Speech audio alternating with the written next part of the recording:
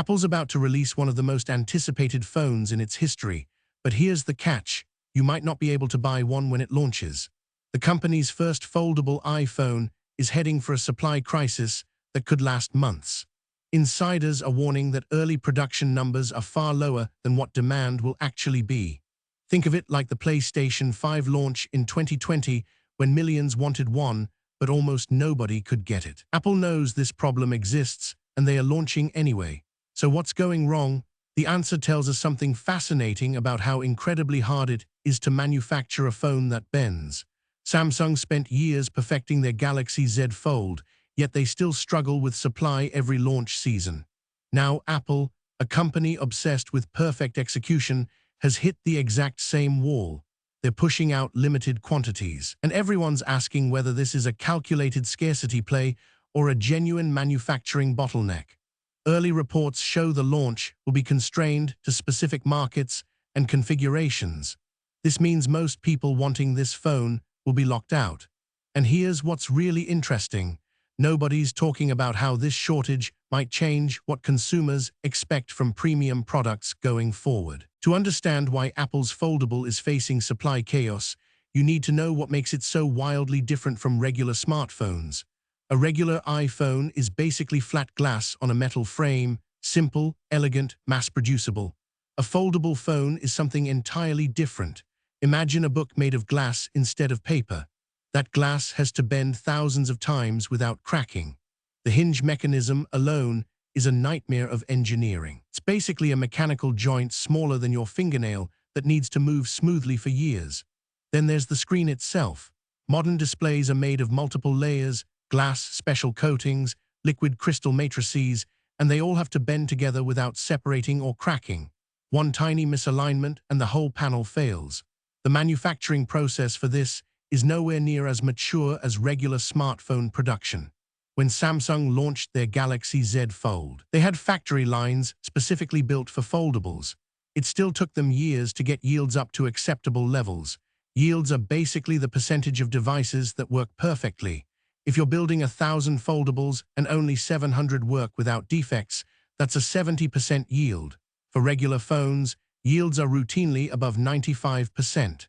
Apple's Foldable, early sources suggest they are struggling to get above 80%, which means 1 out of every 5 devices might have issues. Here's where the technical challenge becomes a supply nightmare. Apple's Foldable uses a completely new hinge design they've been working on for 7 years. Unlike Samsung's approach, which uses multiple interlocking metal gears, Apple's hinge allegedly uses shape memory alloys, special metals that can return to their original shape even after extreme bending. This is theoretically brilliant. In practice, manufacturing something like this at scale is almost impossibly difficult. The metal has to be machined to tolerances of a fraction of a millimeter. 1 micron off, that's 1,000th of a millimeter, and the hinge either becomes too stiff or too loose. The screens are custom-built too. They are made from a new flexible OLED using an experimental substrate instead of standard glass. Only 1 or 2 suppliers worldwide have the capability to make them, and they are running at full capacity. Samsung's been buying from these same suppliers for years. So Apple is essentially waiting in line for leftover production slots. Then there's the battery. Foldables need batteries shaped to fit around the hinge. Apple's battery uses a new cell configuration that's thinner than any phone battery ever made, which means the manufacturing process is brand new and yield rates are lower. Every single component in this phone is custom, which means every single component has its own supply bottleneck. Samsung's history with foldables shows exactly what Apple's walking into. The Galaxy Z Fold launched in 2019 as their flagship foldable. For the first 3 years, supply was so constrained that you either got lucky and found one in stock, or you waited months for pre-orders to ship. Samsung was making maybe 2 to 3 million units per year, which sounds like a lot, until you realize they sell over 300 million phones annually. The foldable represented less than 1% of their sales because they couldn't make enough. It took 4 years for Samsung to get production to a reasonable level. Motorola had similar issues with their Razr Foldable. They announced it would be available everywhere. Then launch day came and almost nobody could buy it. Google's Pixel Fold faced the same story. This isn't a bug in the manufacturing world, It's a feature of how complex devices work. When you're introducing something completely new, you can't just flip a switch and make millions. The factories themselves have to be built or retrofitted. Workers need months of training. Quality control systems have to be set up from scratch. Supply chains for brand new components need to be established. All of that takes time. Apple knows this. They've done it before. But the demand for a foldable iPhone is probably 5 to 10 times bigger than it was for the early Galaxy Z Folds, which means Apple's supply crunch might be worse than what Samsung dealt with. So why might Apple's supply shortage be even more brutal than Samsung's? 3 reasons. First, Apple's brand power is enormous. When Samsung announced the Z Fold, the response was, "Oh, that's interesting." When Apple announces a foldable, the response is, "I need that phone." Samsung's early foldables were seen as experimental. Apple's is being seen as the real deal, which means demand is going to be astronomical.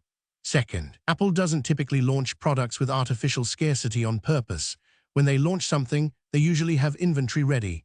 But this time they can't, which means people aren't just waiting a few weeks, they might be waiting months with no clear timeline. That frustration is different. Third, Apple's margin expectations are brutal. They're not going to launch a foldable at a budget price. Reports suggest it'll start around $1,800, maybe more. At that price, fewer people can afford it, but the ones who want it badly. So Apple's facing a situation where demand is high, supply is constrained, prices are premium, and they can't just throw more money at the problem to unlock more production. Compare this to Samsung, who could have made more Z Folds if they'd sacrificed other product lines. Apple's too committed to their overall strategy. But here's where it gets interesting. That scarcity might actually be good for them long term. If Apple's supply shortage lasts as long as industry experts predict, probably 6 to 12 months, the implications ripple through the entire smartphone market. First, there's the obvious one: disappointed customers. Apple's ecosystem is built on availability. You want an iPhone, you walk into a store and buy one, you don't wait. When that experience breaks, people get frustrated. Some will give up and buy something else. That's lost revenue. But there's something deeper happening too. A massive supply shortage actually trains customers to accept scarce products. Right now, foldables are seen as luxury items because they are rare. If Apple can't make enough, that rarity becomes part of the brand story. Getting one becomes a status symbol. For Apple, this could actually be good in the long term. For consumers desperate to get a foldable, it's frustrating in the short term. The market implications are even bigger. Samsung, Google, and OnePlus are all watching what Apple does. If Apple's foldable becomes massively popular despite supply shortages, it validates the entire category. That means every phone company is going to start investing in foldable research, and they're going to fight over the same suppliers Apple's already using. That makes the supply crunch worse for everyone. It's a classic problem in tech manufacturing. You need demand to justify new capacity. But the investment takes years, so demand stays constrained while you're waiting. If you're thinking about buying Apple's foldable, here's what you actually need to know about dealing with the supply shortage. First, forget about walking into a store and buying one. That's not happening at launch. Your options are: pre-order online the moment it becomes available, camp out waiting for restocks, or wait until supply normalizes in 6 to 12 months. When pre-orders open, probably a week before launch, you'll have maybe 15 minutes before they sell out. Have your credit card ready, your account logged in, and multiple browsers open. The moment it's available, you hit purchase. Don't hesitate, don't customize too much, just complete the transaction. Second, be prepared for delivery dates to slip. Apple will probably give you optimistic estimates at first, then push dates back. That's normal. It doesn't mean something's wrong, it means they're being honest about how constrained supply actually is. Third, watch the used market. After launch, there will be people who got lucky, got a unit, realized they didn't like it, and put it on eBay for below retail. That's your backdoor into getting one without waiting 6 months. Fourth, consider whether you actually need a foldable or whether you want it because it's new. If you need a phone now, buy a regular flagship. The foldable will still be available later. Patience is genuinely a strategy here. Here's what Apple's foldable shortage really means. The foldable phone era is officially real. For years, foldables were novelties. Now Apple's making one, and it's so in demand that they can't keep up. That's a watershed moment for the entire industry. In 5 years, foldables probably won't be a luxury item anymore. They'll be standard, and we'll look back at 2026 as the year everything changed. But for now, this shortage is telling us something important about how hard it is to innovate in hardware manufacturing. Software is easy to scale. You write code once and distribute it to millions. Hardware is painful. Every new design requires new factories, new machinery, new supplier relationships, and thousands of tiny problems to solve. Apple's brilliant engineering can't overcome the fundamental limits of manufacturing. That's humbling for a company that prides itself on perfect execution. For you as a potential buyer, the takeaway is simple. If you want an Apple foldable, expect a wait. Use that time to really think about whether you need the innovation or whether you're just chasing the new. When it finally becomes available, it'll be worth the wait. But it won't be tomorrow. Watch this space, because Apple's going to be the most interesting phone story of the next 6 months. If you found this useful, follow for daily AI news.